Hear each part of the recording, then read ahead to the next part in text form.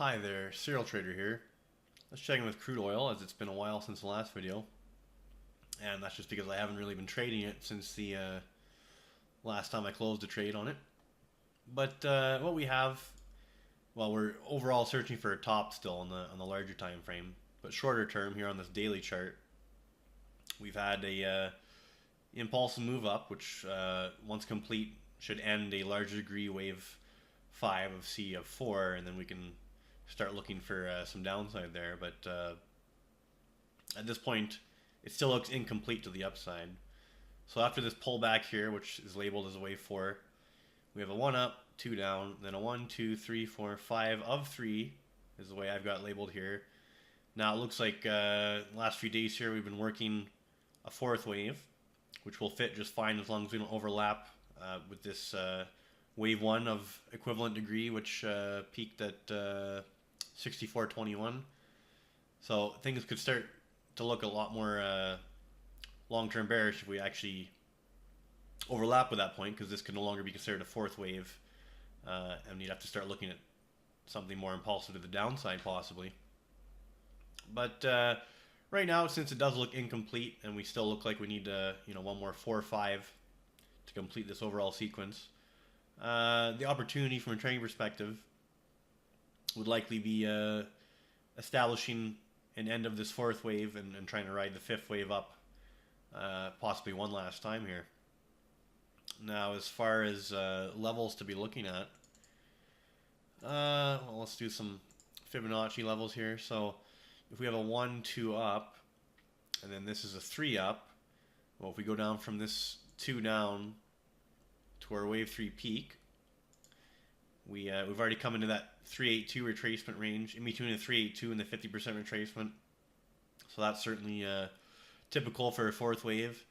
Now, if we start getting deeper and go down closer to that 618 retracement, still technically acceptable, but as long as we don't overlap again with that 64.21 wave 1 high, that would certainly change my outlook if that happened.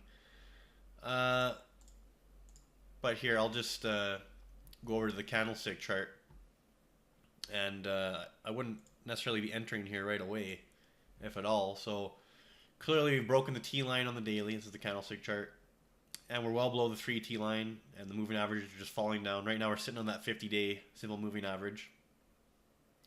We're not quite oversold yet on my oscillator, so that tells me that this could still fall a little further before it finds the bottom. And if I quickly go to the weekly chart, I want to show you something a little more ominous. So we actually put in a weekly bearish engulfing this past week, okay? And it engulfed 1, 2, 3, 4 prior bodies, so 4 prior weeks real bodies. So that's quite a powerful sell signal, especially on a weekly chart, and closed below the weekly T line. So you can't ignore this, even though it looks like on that daily chart that our wave count to the upside just isn't complete yet. You have to be willing to change your mind. So if we just keep falling down, and again, that wave 1 peak, if we take that out, you have to start embracing that maybe we have a more significant top in place, and that overall structure. Let me, if I can, just go to this larger time frame. This overall structure that we've been working, this ABC up, maybe that's actually complete, but too early to tell at this point.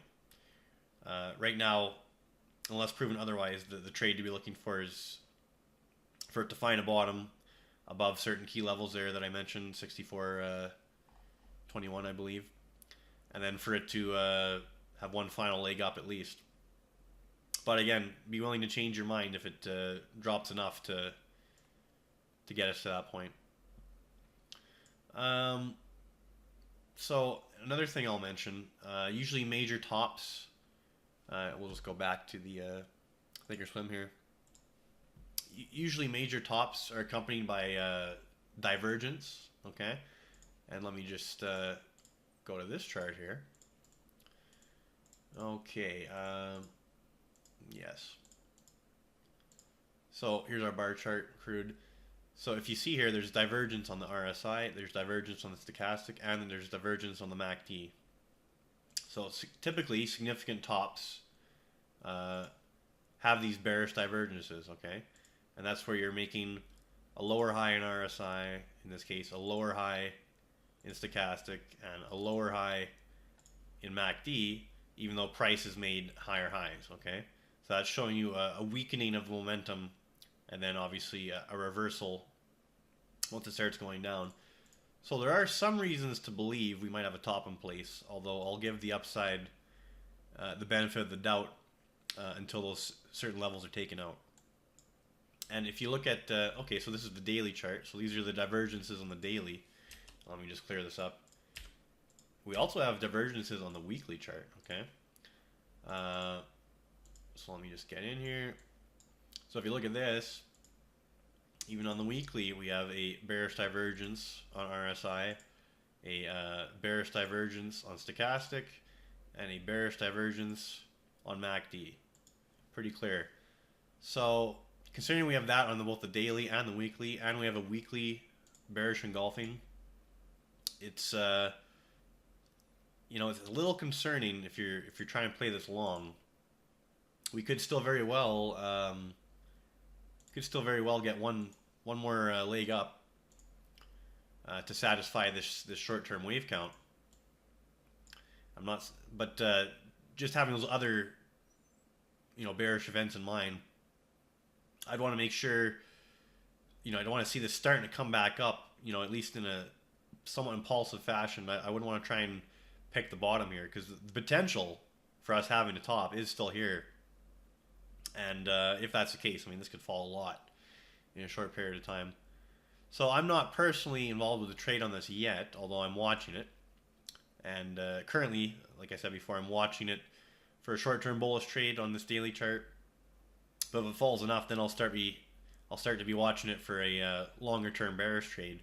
But again, you'd want to see some sort of, if we can go to a shorter-term time frame here, you'd want to see some sort of 5 waves down and 3 waves up to get an entry if you want to go bearish.